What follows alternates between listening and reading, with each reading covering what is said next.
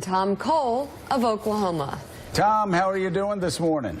Hey, just living the dream. Living the dream, baby. Living the dream. With Will Rogers behind you, I think you got to rub his feet for good luck there. Let me ask you, Tom, whose fault was it that the Republicans stumbled on Friday? Well, frankly, I don't think you do much after something like this by pointing fingers. It's better to learn lessons. And I think there's a lot of lessons to learn here. And one of the first ones is probably not a good idea and run the House by Senate rules. Reconciliation is a Senate device, doesn't work very well over here.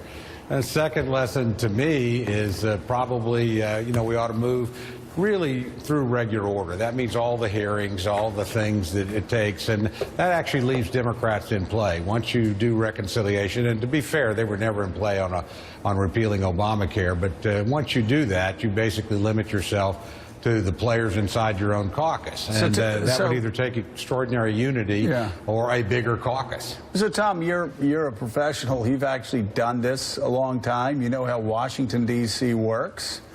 What in the world got into somebody's mind that they could reorder 1/5 of the economy in 17 days? Well, we had been working on this for a long time. Look, there's a lot of common items there. But at the end of the day, the effort to bring all the different factions together, we finally, on Wednesday or Thursday, we still had momentum, Wednesday actually. But once we, kept bargaining to the right, we literally started losing people on the left. So you can't push an instrument beyond what it's capable of doing. And in this case, we're capable of being a terrific opposition party, but we're still learning, as the Speaker said, how to be a governing party. And we're not there yet. And what's number one lesson there in learning how to be a governing party? Well, the first lesson is humility is the beginning of wisdom. Understanding, yes, exactly. To me, we ought to focus on things we know we can do and we have to do. We haven't finished the 17 appropriations bill. We're halfway through the 18 fiscal year. So, we need to get that done. We need to think about things like getting a realistic budget done, doing a debt ceiling vote, which I think will probably have to be bipartisan, and then start on tax reform. But start with real hearings and start in a way that everybody, at least at the outset, is a potential player. Josh, President Obama's effort to reform health care took, what, a year and a half? It never ended. I remember, it seemed longer than that. I remember coming onto this show, Meek and I would look at each other going, oh my God, are we going to have to talk about health care reform again? But yes, you do. It's tough. As George W. Bush said, it's hard. It's hard. Funny, Trump said that about health care, too. Yeah, and I think one of the things that's clearly true is that Democrats didn't do health care reform because of the politics. They did it in spite of the politics. The politics of health reform were terrible. Right. Anytime that you're reordering a fifth or a sixth of the economy, that is going to create some friction and some opposition. And, we were talking a little bit before we came on about how I actually vividly remember the day in May of 2007. It was the day after Memorial Day when then Senator Barack Obama, a new presidential candidate, actually went to the University of Iowa hospital system and rolled out a detailed, boring health care reform proposal.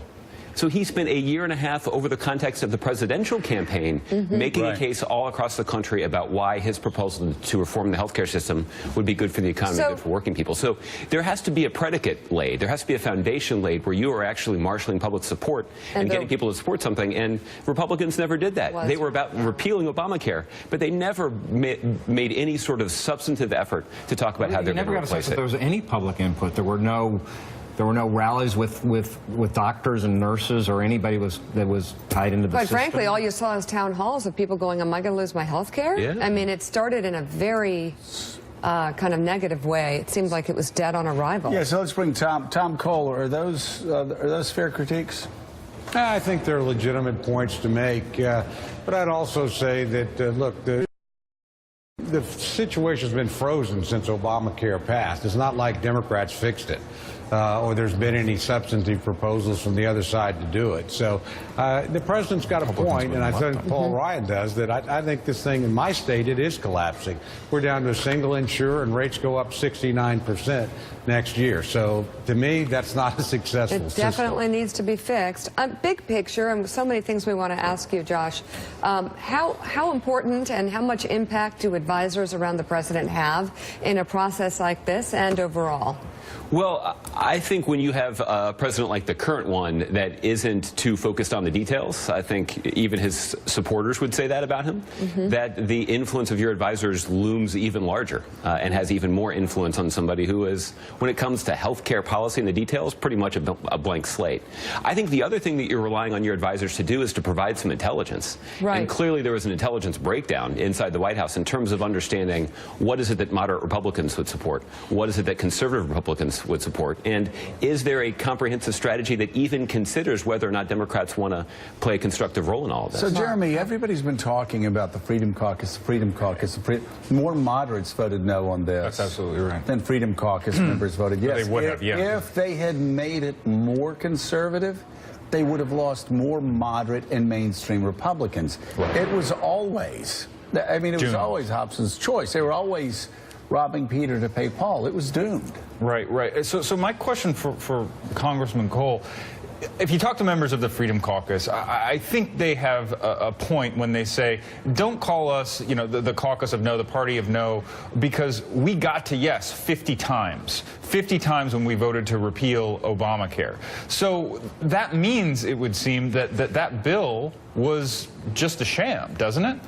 No, I think it wasn't. I think they have a point. I think it's a fair point. If you just want to repeal, you can. But the president wanted to repeal and replace. And we would have had to move into a replacement mode. Any repeal would have, frankly, taken a long time. I mean, there would have been a long transition because you'd have had to then write the legislation. And quite frankly, that legislation to pass would have had to have been bipartisan. So you can make that point, but the idea that we would get to exactly where the Freedom Caucus wanted to go, I think that probably wasn't a very likely outcome. And in the end, you do have to be constructive. You know, what I regret, honestly, is that we didn't vote. I mean, I think you're paid to vote around here, and we ought to put the votes on the board.